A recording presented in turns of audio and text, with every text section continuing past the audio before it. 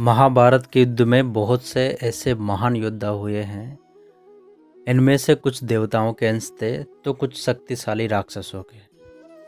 महाभारत के युद्ध से पहले 3 राज्य बहुत शक्तिशाली थे: मगध, पांचाल और हस्तिनापुर। जिनके राज्य पर कोई दूसरा राज्य तो दूर, देवता भी कब्जा नहीं कर सकते थे, क्योंकि मगध में कंस, जरासंध, पांचाल में द्रुपद और हस्तिनापुर में भीष्म जैसे योद्धाओं का राज था। तो ऐसा क्या हुआ कि कंस ने हस्तिनापुर पर हमला कर दिया? तो आइए जानते हैं कि जब भीष्म विचित्रवीर्य के विवाह के लिए रानी ढूंढने के लिए कई राज्यों में गए तो उन्होंने बहुत से राज्यों में रानी देखी, लेकिन भाई विचित्रवीर्य के लिए उन्हें कहीं भी उत्तम रानी नहीं मिली। फिर उन्होंने सेनापति को दूसरे राज्य में भेजने के लिए कहा, तो उन्होंने सेनापति को और दूसरे राज्य में भेजा। जब सेनापति भगदंत के राज्य असम में पहुंचा तो उसने वहां देखा कि भगदंत वहां पर इंसानों की बलि दे रहा था, जिसमें उनका एक सैनिक भी था।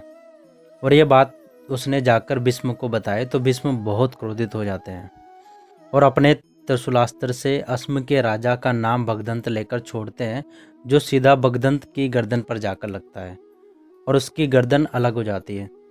जब यह बात कंस को पता चलती है तो कंस बहुत क्रोधित हो जाता है, क्योंकि भगदंत कंस का प्रिय मित्र था। तभी कंस राक्षसों की सेना लेकर हस्तिनापुर की तरफ निकलता है, को पूरी शक्ति से धरती पर प्रहार करता है तो हस्तिनापुर की धरती हिल जाती है। तभी भीष्म अपने महल के सबसे ऊपरी हिस्से पर जाकर देखते हैं तो कंस पूरी सेना लेकर पहुंचा हुआ होता है। तभी सेनापति अपने सेना को युद्ध के लिए सुसज्जित करते हैं, तो भीष्म सेनापति को मना कर देते हैं और अकेले ही रथ पर सवार होकर कंस की ओर बढ़ते हैं। तभी भीष्म अपने धनुष की प्रतिंचा खींचकर बहुत जोर से गर्जना करते हैं, जिससे कंस के रथ की छतरी उड़ जाती है। तभी कंस अपने सबसे शक्तिशाली सेनापति को उन पर प्रहार करने के लिए भेजते हैं। तभी भीष्म उसे एक ही बाण से मार देते हैं। तभी कंस अपनी सारी सेना को इकट्ठा करके उनको मारने के लिए भेजते हैं। फिर भीष्म उन्हें अपने कुटुंबास्त्र को चलाते हैं और उनके कुटुंबास्त्र से आधी सेना धरती में समा जाती है। तभी कंस अपने अमोघ अस्त्र से भीष्म की ओर प्रहार करते हैं तो उनका रथ फट जाता है और भीष्म नीचे गिर जाते हैं। और तभी कंस जोर जोर से हंसने लगता है और कहता है कि इतना ही बल है हस्तिनापुर में, इतना बल तो हमारे घोड़े में है। और आकाशवाणी कहती है कि इस कंस का अंत किसी और के हाथों निश्चित है, आप अपने अस्त्र का प्रयोग ना करें।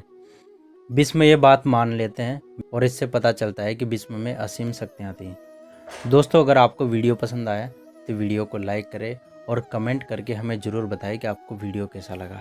और अगर आप पहली बार हमारे चैनल पर आए हो तो हमारे चैनल को सब्सक्राइब करें और बेल आइकन को दबाना ना भूलें, ताकि आने वाले हर फैक्ट वाले वीडियो का आपको नोटिफिकेशन मिलता रहे। तो मिलते हैं एक ऐसे और नए फैक्ट वाली वीडियो में, तब तक सब अपना ख्याल रखिएगा। Thank you so much.